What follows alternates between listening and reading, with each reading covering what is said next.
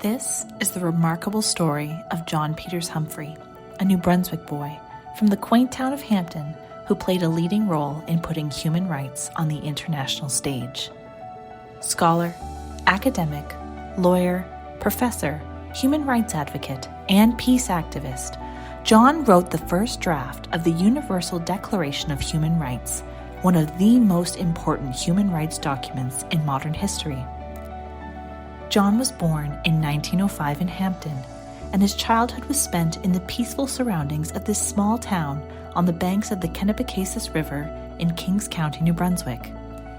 Even though John would live most of his adult life in Montreal and New York, his heart was never too far away from Hampton. While working for the United Nations in New York, he wrote in his diary, "It is strange how, when unoccupied, my mind tends to fix itself on some event or scene connected with Hampton, and when I dream, no matter what about, the background is always Hampton." John's early years were spent in the loving home of his parents, surrounded by older siblings and a large family of aunts and uncles. His hometown was quiet and idyllic, with lots of outdoor activities, boating and fishing in the river, family picnics, and skiing and snowshoeing in the winter. John's family owned ponies and horses, and one of the horses was actually named Magna Carta, after the iconic English human rights document of the Middle Ages. This was a fitting name, given that John would go on to draft the Universal Declaration of Human Rights, which has since become famous as the Magna Carta for all mankind. But John's childhood was marked by tragedy and loss. Before John reached his first birthday, his father Frank died at the young age of 33. Then, when John was 5 years old, he suffered severe burns to his left arm while playing with matchsticks with friends in an abandoned outhouse. Despite prolonged treatment and surgeries, his arm had to be amputated a year later. And finally, in 1916, when John was only 11 years old, his mother, Nellie Peters, passed away. When he enrolled at Hampton Consolidated School in 1912 as a grade 1 student, John was bullied by the other boys because he was different. But John soon learned how to fight back. Even as a young boy, he wasn't going to let his disability get in the way. These early experiences instilled in John a belief in the essential human dignity of all persons and the importance of respect, empathy, and equality. Listen to John speak about his childhood, his parents, and losing his arm as a young boy.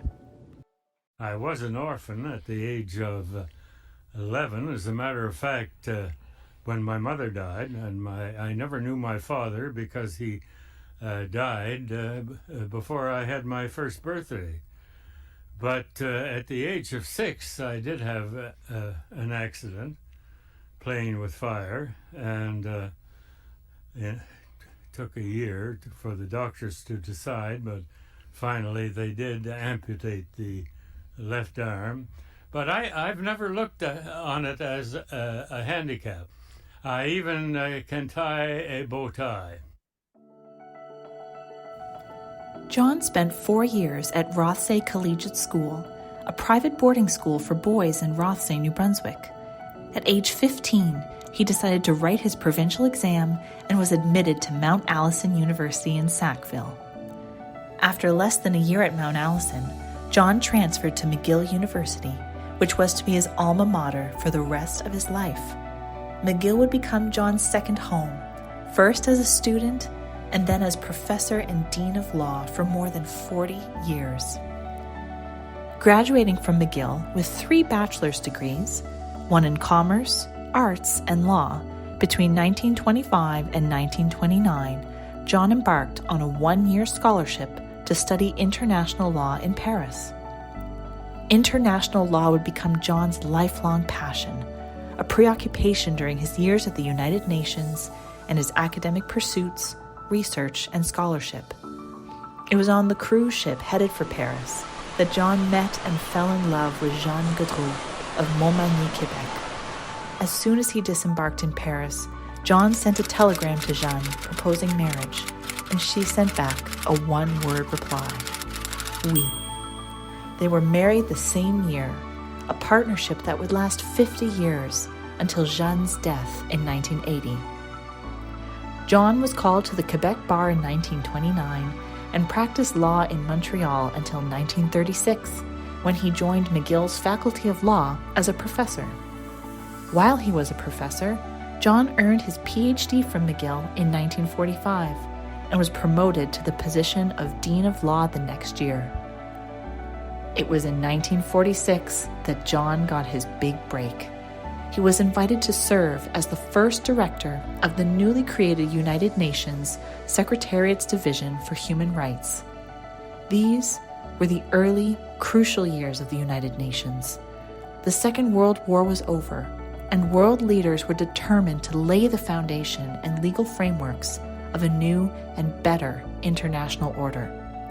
The world had witnessed the horrors of the Second World War, from the Holocaust to the nuclear destruction of Hiroshima and Nagasaki, and global powers were looking to enact frameworks, institutions, and mechanisms that would prevent similar atrocities in the future. John assumed a pivotal role in imagining, documenting, and implementing a new international human rights system, which would apply to all nations of the world and protect the human rights and fundamental freedoms of all persons. In his capacity as director of the Human Rights Division, John was tasked to write a draft of what became the Universal Declaration of Human Rights, or UDHR for short. It was from the text of John's first draft that the UDHR evolved into its final form that we have with us today. Fortunately, his drafts, the first one written in longhand, have survived. These pages show John drafting, editing, and rewriting the articles of the UDHR, deliberating the words, scribbling notes in the margins, crossing out bits of text, and overwriting others. The UDHR, this expression of basic human rights principles, shows up in raw form in these drafts. One can see it evolve and take shape as the text gets refined with each new version. Listen to John speaking about the drafting process of this milestone human rights document. In my draft, I put in several things that were not accepted. For example, I had an article in there based on the experience of the League of Nations, which provided for the protection of minorities. Now, that was left out. Why? Because most governments are more interested in assimilating their minorities than in protecting them.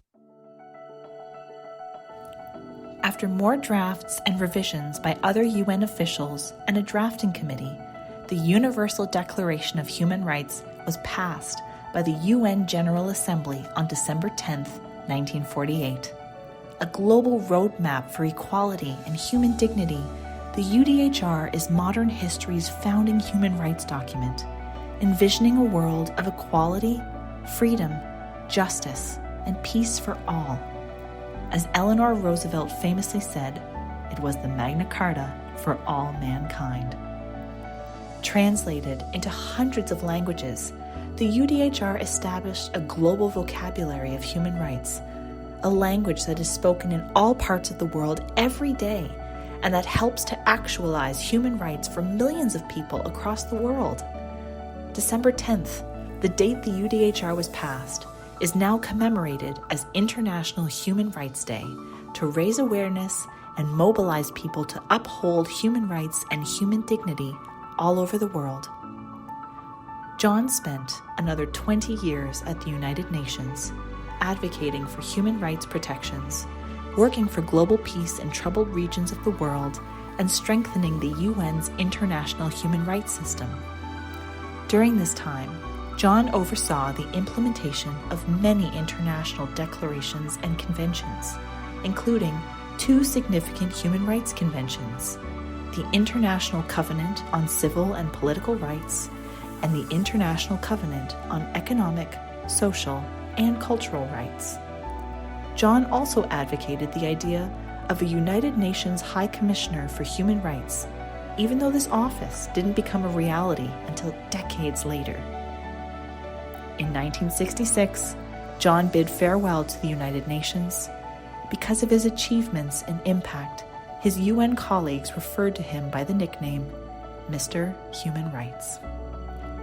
John returned to McGill, where he taught until his retirement in 1994. During these years, he became founding president of the Canadian chapter of the International Commission of Jurists and helped establish Amnesty International Canada and the Canadian Human Rights Foundation, now known as Equitas. He also served as director of the International League for Human Rights and as a member of the Royal Commission on the Status of Women. During his time at McGill, John continued to write and research on international human rights law, on mechanisms to implement human rights, measures to achieve global peace, and on the importance of human rights education. He also wrote a memoir of his years at the United Nations.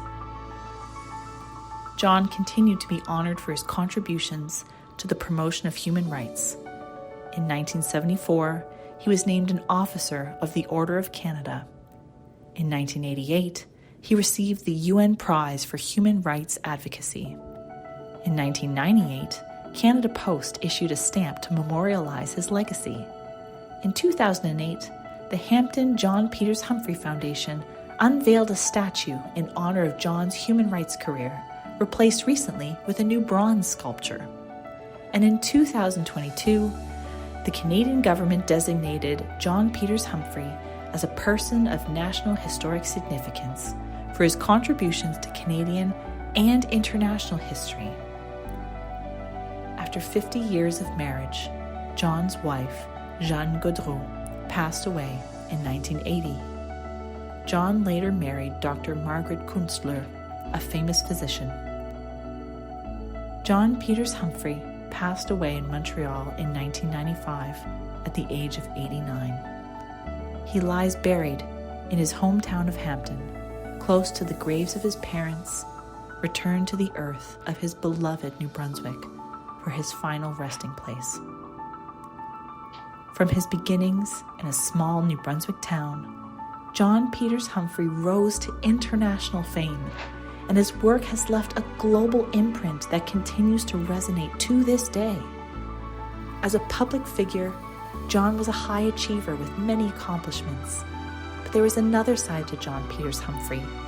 John, the human being, personable, humble, and down to earth. Someone who never lost touch with his small-town New Brunswick roots. John's incredible life and example are an inspiration to all of us to respect and fight for the human rights, dignity, and equality of all persons. This is John's gift to us, his enduring legacy, which we must strive to cherish and uphold. For more resources on John Peters Humphrey and ideas on how you can support human rights in your communities, please visit the New Brunswick Human Rights Commission's website.